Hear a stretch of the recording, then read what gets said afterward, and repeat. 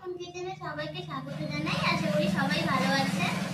আজ আমি করব এই গরমে তরমুজের শরবত তৈরি করে বাড়ির সবাই মিলে খাবো ঠান্ডা ঠান্ডা। তো আপনারা দেখতে থাকুন আমি শরবত তৈরি করি। প্রথমে আমি শরবতের জন্য তরমুজটাকে কেটে নেব। তরমুজের সামনের অংশটাকে আমি কেটে নেব।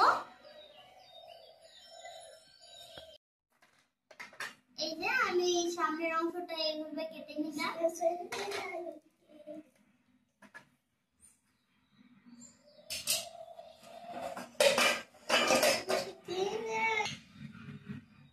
এখন আমি তরমুজটার রসটাকে বের করে নেব এইভাবে।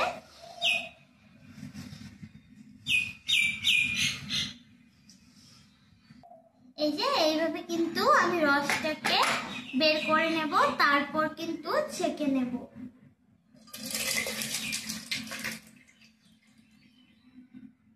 এখন ভালোভাবে বের করে নেব তরমুজগুলোকে চামচের সাহায্যে।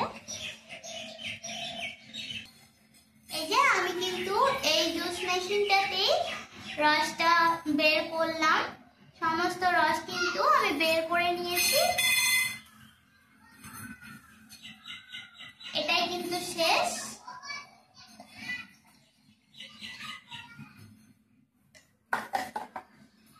রসটা বের করে নিয়েছি। এখন আমি এর মধ্যে দিয়ে দেব প্রথমে লেবুর রস। এখানে আমি একটা পাতি লেবু নিয়েছি, হাফ আমি রস এখানে দিয়ে দেব, অর্ধেকটা।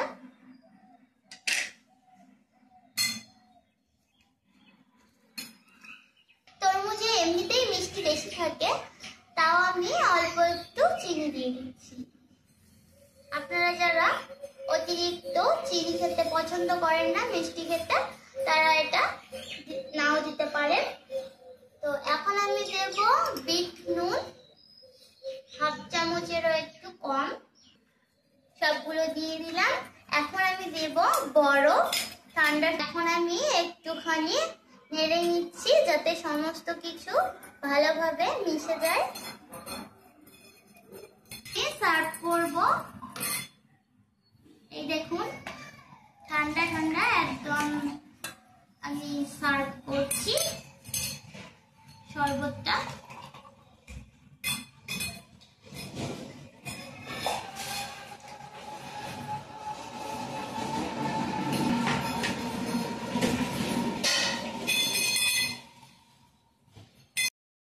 একটুখানি টুকরো করে রাখা তরমুজ এখানে দিয়ে দেব,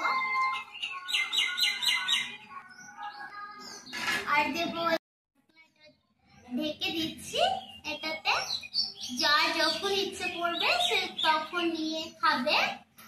আর এই যে শরবত, এই প্রচন্ড গরমে ক্লান্তি থেকে দূর করতে আপনারা কিন্তু এই তরমুজের শরবতটা বা ওয়াটারমেলনের শরবতটা তৈরি করে খেতে পারেন। তো আজকের ভিডিও ভালো লাগলে অবশ্যই চ্যানেলটি